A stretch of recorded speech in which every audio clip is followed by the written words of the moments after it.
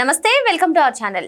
YCP హయాంలో గుంటూరు ఛానల్ని చాలా నిర్లక్ష్యంగా వదిలేశారని ఇప్పుడు గుంటూరు ఛానల్ని ఆధునికీకరణ చేయడం కోసం ప్రభుత్వం 367 కోట్ల రూపాయలని ఖర్చు పెట్టనుందని కేంద్ర మంత్రి పెమ్మసాని చంద్రశేఖర్ తెలియజేయడం జరిగింది. మరి మొత్తానికి గుంటూరు ఛానల్ పనులను విస్తరణ చేస్తే ఆ ఫ్లో కొన్ని కిలోమీటర్ల మేర పెంచితే అసలు ఎటువంటి నియోజకవర్గాలకు లాభం చేకూరుతుంది, ఇటువంటి అంశాలన్నీ కూడా చర్చించడానికి మనతో పాటుగా ఉన్నారు ప్రముఖ ఆర్థిక రాజకీయ సామాజిక విశ్లేషకులు అంకమరావు గారు.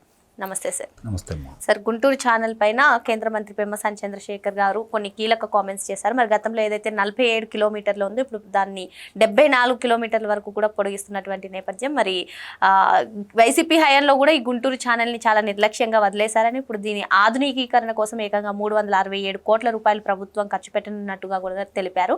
సో ఇప్పుడు ఈ గుంటూరు ఛానల్ని ఆధునికీకరణ చేస్తే ఏ నియోజకవర్గాలకి సాగునీరు కానివ్వండి, తాగునీరు కానివ్వండి అందుబాటులోకి వస్తుంది, తద్వారా రైతులకు ఏ విధంగా లాభం చేకూరుతుందంటే ఏం చెప్తారు? అంటే ఇక్కడ గుంటూరు ఛానల్ గురించి మనం ప్రత్యేకంగా చెప్పుకోవడానికి ఏంటంటే, నేను ఆ ప్రాంతవాసిని కాబట్టి నాకు దాని గురించి పూర్తిగా తెలియకపోయినా చాలా వరకు తెలుసు. సహజంగానే ఇది 1994 వరకు దీని మీద పెద్దగా చిన్న చిన్న మరమ్మతులు చేసేవాళ్ళు తప్ప పెద్దగా పనులు చేసి పెట్టేవాళ్ళు కాదు.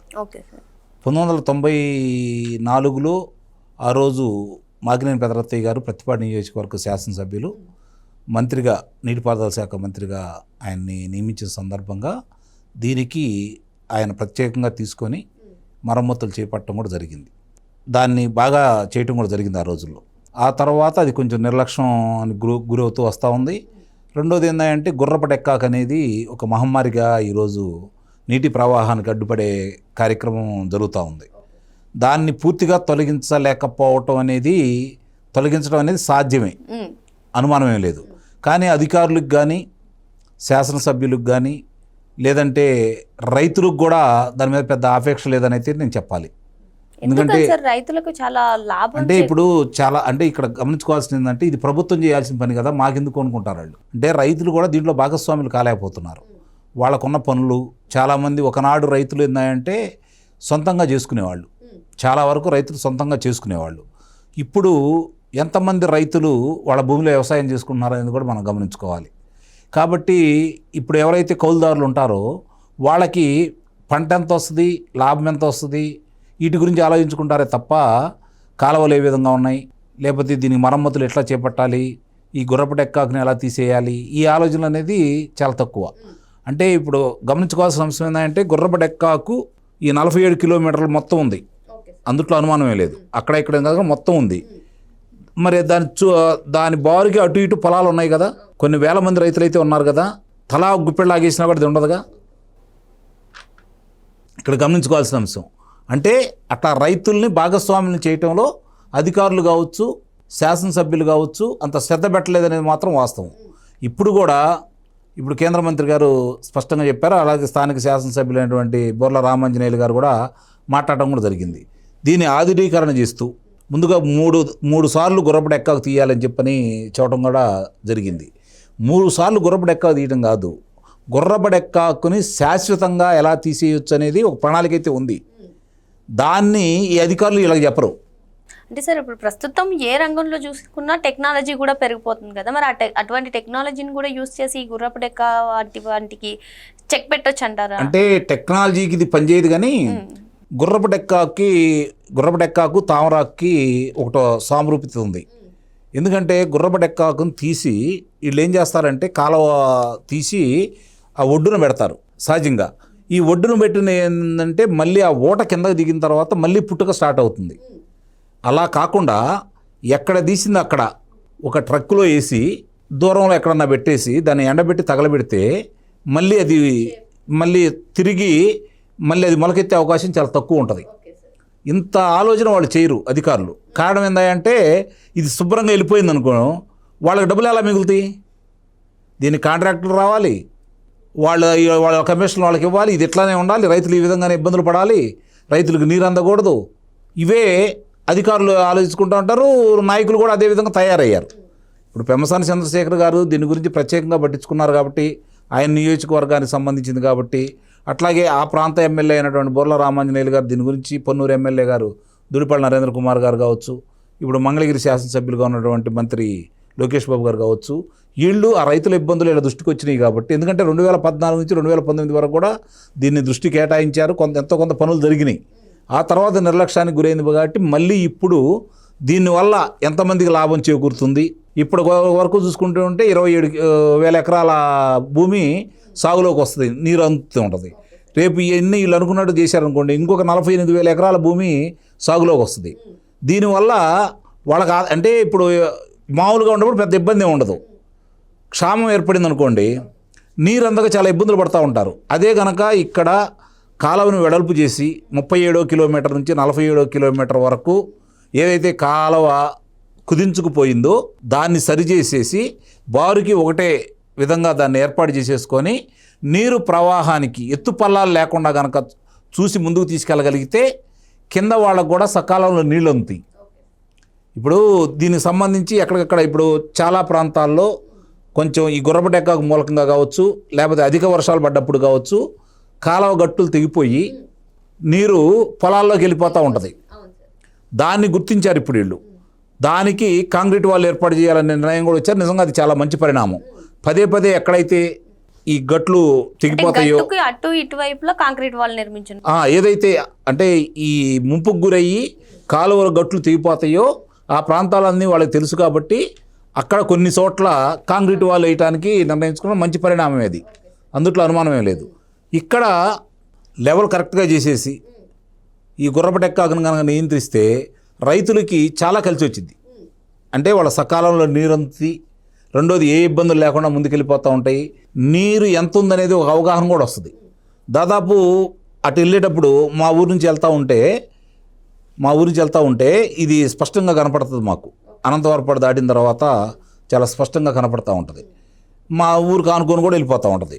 ఇవన్నీ చూసుకుంటూ ఉంటే దీనివల్ల ఎంత ఇబ్బందులు పడుతున్నారో రైతులు మాకు తెలుసు.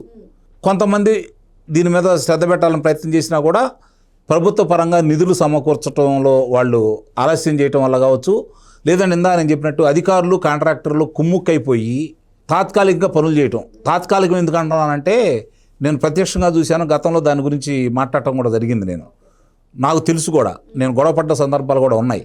ఎందుకంటే మామూలుగా వీళ్ళు ఏం చేస్తారంటే కాంట్రాక్టర్కి పనిస్తారు ఈ లెవెల్ సరి చేసేదానికి, లేదంటే మట్టి తీసేసేదానికి. ఇచ్చినప్పుడు ఏం చేస్తారంటే వాళ్ళు అప్పుడు దాకా మెలకుండా కూర్చొని అక్కడ ఒక ప్రొక్లైనర్లు పెట్టేసి వర్షాలు రాబోయే ముందు, లేకపోతే కాలువలకు నీళ్ళు వదలబోయే ముందు అక్కడికత్తే ఆ బకెట్లు తీసి పక్కన పడేస్తారు. అంటే మొత్తం పని కూడా చేయరు. నీళ్ళు వస్తాయి, ఎవడు కొలుస్తాడు అక్కడ? అధికారులు వచ్చి పర్యవేక్షణ చేయరు, ప్రజాప్రతినిధులా పట్టించుకోరు.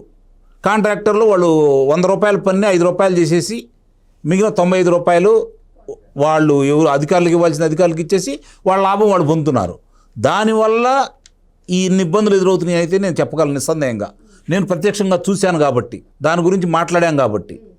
ఇప్పుడు కూడా దీని మీద శ్రద్ధ పెట్టే ఈ క్రమంలో ఈ 370 కోట్ల రూపాయలు దీన్ని కేటాయిస్తున్నారు కాబట్టి దీని మీద నిరంతరం పర్యవేక్షణ పెట్టి ఇప్పుడు పనులు మొదలుపెట్టారనుకోండి, పనులు కొంతవరకే జరుగుతాయి. ఇది మే నెల, రేపు జూన్ నుంచి వర్షాలు ప్రారంభమవుతాయి, నీరు వస్తూ ఉంటుంది, పంటలకు నీళ్ళు అందించాలి కాబట్టి పెద్దగా పట్టించుకోరు. ఇప్పుడు గుర్రపటెక్కాకు తీసేసే కార్యక్రమం కూడా ఇందాక నేను చెప్పినట్లు గుర్రపటెక్కాకుని తీసి ఒడ్డున పడేసినందువల్ల పెద్ద ఉపయోగం ఉండదు. అందుకే తిరిగి మళ్ళీ అది గుర్రపటెక్కాకు వస్తూనే ఉంది. దాన్ని శాశ్వతంగా చేయాలి అంటే పైనుంచి, అంటే ఒకవేళ ఈ కాలంలో తీసేసారనుకుందాం గుంటూరు ఛానల్ కానించి, మరి కృష్ణానదిలోంచి వచ్చేది. ఇది ఒక ప్రణాళికను ఏర్పాటు చేసుకొని మొత్తం కనుక జాగ్రత్తగా చేయగలిగితే ఈ ఇబ్బందులు లేకుండా ఉంటాయి. దీనివల్ల ప్రవాహం ఆగిపోవడమే కాకుండా సకాలంలో నీరు అందక చాలా ఇబ్బందులు పడుతూ ఉంటారు. అందుకనే చూడండి, చాలా చోట్ల పల్ల ప్రాంతాల్లో కూడా నీరు అందక వాళ్ళు ఇంజన్ల ద్వారా నీళ్లు పెట్టుకొని చాలా ఖర్చు కూడా అవుతుంది వాళ్ళకి, రైతులకి. కొన్ని భూములు అయితే నాకు తెలిసి కొన్ని సంవత్సరాలు చివరికి నీళ్ళు అందమనే ఉద్దేశంతో దాన్ని మెట్ట ప్రాంతంగా కూడా చేసి ఉండేవాళ్ళు. మాగాణిగా కాకుండా మెట్ట ప్రాంతంగా కూడా వాళ్ళు పంటలు పండించుకునే పరిస్థితి వచ్చేది. ఆశగా చూసేవాళ్ళు రాకపోతే, ఇప్పుడంటే వీళ్ళన్నీ చేసిన తర్వాత అది మాగాణి ప్రాంతం అయింది. దానివల్ల ఉత్పత్తి కూడా పెరిగిద్ది, నిస్సందేహంగా పంట దిగుబడి అధికంగా వస్తుంది, దానివల్ల రైతుకు కూడా లాభం ఉంటుంది. ఇదైతే మంచి పరిణామం. కాకపోతే దీంట్లో ఇప్పుడు కేంద్ర మంత్రిగా కూడా ఉన్నటువంటి పెమ్మసాని చంద్రశేఖర్ గారు ఏదో రైతులకి చేయటమే కాకుండా ప్రజలకు చేయాలనే దృక్పథంతో ఆయన ముందుకెళ్తున్నారు కాబట్టి అధికారులు, ప్రజాప్రతినిధులు, రైతులు కూడా ఆయనతో సహకరిస్తే నిస్సందేహంగా చాలా బాగా చేయించగలడు, అందుట్లో అనుమానమే లేదు. దీనికి సంబంధించినంతవరకు 3 నియోజకవర్గాలే కాకుండా కింద ఉన్నటువంటి పర్చూరు నియోజకవర్గానికి కూడా ఉపయోగం జరిగిద్దని అయితే నా యొక్క అభిప్రాయం. ఎందుకంటే ఆ ప్రాంతం మొత్తం నాకు తెలుసు కాబట్టి ఈ జరిగే దాంట్లో ఈ ముఖ్యంగా ఇప్పుడు ఈ తెలుగుదేశం పార్టీ శ్రేణులకు కావచ్చు, జనసేన పార్టీ శ్రేణులకు కావచ్చు, లేదా భారతీయ జనతా పార్టీ కూటమి సభ్యులకు కావచ్చు, ఇది మంచి సదవకాశం. రైతుల మనసులో గెలుచుకోవడానికి, రైతుల అభిమానం పొందటానికి మీకు వచ్చినటువంటి అద్భుతమైన అవకాశం ఇది. దీన్ని చిత్తశుద్ధి తోటి ఒకవేళ కాంట్రాక్టర్ ఏదన్నా చిన్న ఇబ్బందులు పెడుతున్నా వాళ్ళతో ఘర్షణ పడకుండా రైతుల అవసరాలు ఏంటో వాళ్ళకి ఎక్స్ప్లెయిన్ చేసేసి చక్కగా దాన్ని కనుక పనులు చేయించుకోగలిగితే మీరు నిస్సందేహంగా మిగులుతారు. ఒకనాడు ఇందాక నేను ప్రారంభంలో చెప్పినట్టు ఆ గుంటూరు ఛానల్ అంటే మాకినేని పెదరత్తయ్య గారు అనేవాళ్ళు. ఎందుకంటే ఆ రోజు ఆయన దాన్ని శ్రద్ధగా పట్టించుకునేవాడు కాబట్టి. ఆ తర్వాత కూడా శాసనసభ్యుడిగా చేశారు ఆయన, శ్రద్ధగా పట్టించుకునేవాడు కాబట్టి. కానీ అదే చిత్తశుద్ధి ఇప్పుడు కలెక్టర్గా చేసిన మా రామాంజనేయులు గారు మా నియోజకవర్గం కాబట్టి ఆయనకు కూడా రైతుల సమస్యలు అవగాహన ఉన్నాయి కాబట్టి నిస్సందేహం కూడా ఆయన కూడా మనసు పెడతాడని నేను అనుకుంటున్నాను. అక్కడ పెమ్మసాని చంద్రశేఖర్ గారు ఉన్నాడు, ఇక్కడే మా శాసనసభ్యులు ఉన్నారు. వీళ్ళందరూ కలిసి దాన్ని నేను ఇందాక చెప్పినట్లు అధికారుల్ని, కాంట్రాక్టర్లని దీని అవసరాలను గుర్తించేసి సరైన విధంగా, అంటే దానికి 42-43 బెడ్ అంటారు దాన్ని, మొత్తం కింద నుంచి పైదాకా ఉండాలి అది. ఆ తర్వాత కరెక్ట్గా సోప్ ఉండాలి. రెండోది ఈ ఇందాక చెప్పినట్టు 280 చిల్లర ఉంటాయి దాంట్లో, కలవర్ట్లు కావచ్చు లేదంటే వంతెన లాంటివి కావచ్చు. అవన్నీ ఇప్పుడు ఎటు చేయలేరు కాబట్టి మిగిలిన వాటికి సంబంధించినంత వరకు కూడా ఏమేం చేయాలని కనుక ఒక ప్రణాళిక రచించుకొని కనుక వాళ్ళు ముందుకు తీసుకెళ్ళగలిగితే ఈ సంవత్సరం ఎటు కాకపోయినా వచ్చే సంవత్సరం 2028 మే నాటికి ఇది సంపూర్ణంగా పూర్తయిద్దని అయితే నేను భావిస్తున్నాను. మరో అంశంతో మళ్ళీ కలుద్దాం. Thank you sir.